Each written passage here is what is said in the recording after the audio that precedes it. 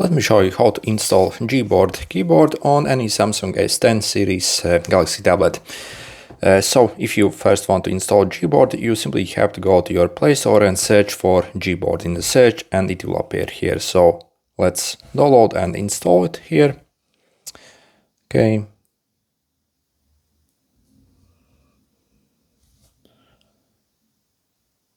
Okay, and then let's open it up.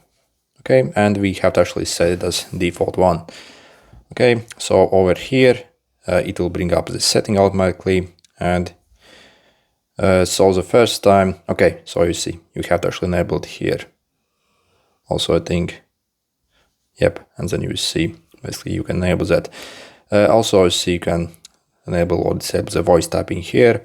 And next, if I simply go, for example, over here, as you see, I have gBoard installed over here. Also, at any time, so as you see, you can also click here to change the input method to the original Samsung keyboard. So again, this thing over here. Also, if maybe you want to change some more settings, you can go in the general management, in the keyboard, okay, gBoard settings. And you see you have even more settings here that you can change around. Okay, good luck.